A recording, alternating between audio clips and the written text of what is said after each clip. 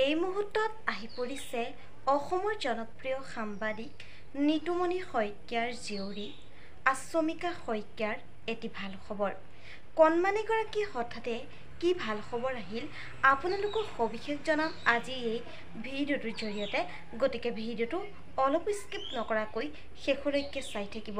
নমস্কাৰ বন্ধু বান্ধৱীসকল, আপোনালোক সকলোকে স্বাগতম জনাইছোঁ মই প্ৰতীক্ষাই SP নিউজ আছামিজৰ অন্য এটি নতুন ভিডিঅ'লৈ আপোনালোকৰ বাবে লৈ আহিছোঁ পুনৰ এটি নতুন ভিডিঅ'টো সকলোৱে আদৰি ল'ব বুলি আশা কৰিলোঁ। আহক আজি ভিডিঅ'টোৰ পৰৱৰ্তী অংশলৈ আগবাঢ়োঁ। হয়, পোনপ্ৰথমে এটি কমেণ্ট কৰি জনাব অসমৰ জনপ্ৰিয় সাংবাদিক নিতুমণি শইকীয়াৰ জীয়ৰী আশ্ৰমিকা শইকীয়াক আপোনালোকে কেনেকুৱা পায়। কণমানিগৰাকী অভিনয় চাই বাৰু আপোনালোকে কেনেকুৱা পাইছিল নিশ্চয় এটি কমেণ্ট কৰি জনাব। আহক আমি কণমানিগৰাকী ভাল খবৰটো জানি লওঁ।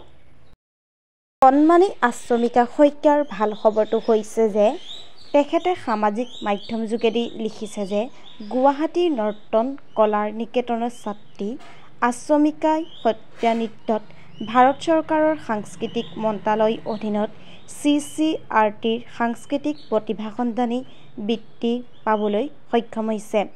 সংগীত নাটক একাডেমী বঁটা বিজয়ী নৃত্যশিল্পী ৰামকৃষ্ণৰ তালুকদাৰ আৰু ৰুমি তালুকদাৰ তত্বাৱধানত শিক্ষা গ্ৰহণ কৰা আশ্ৰমিকাই গুৱাহাটী মহাবিদ্যালয়ৰ সহযোগী অধ্যাপক ডক্টৰ স্মৃতিৰেখা ভূঞাৰ কন্যা। জনপ্ৰিয় অসমীয়া চিনেমা ৰত্নাকৰ আৰু প্ৰতিঘাত কৰাৰ অভিনয়ৰ বাবে আশ্ৰমিকাই দৰ্শকৰ সমাদৰ লাভ কৰাৰ লগতে অসম চৰকাৰৰ মাষ্টৰ সিদ্ধান্ত ৰাজ্যিক চলচ্চিত্ৰ শিশু শিল্পী বঁটা লাভ কৰিবলৈ সক্ষম হৈছে।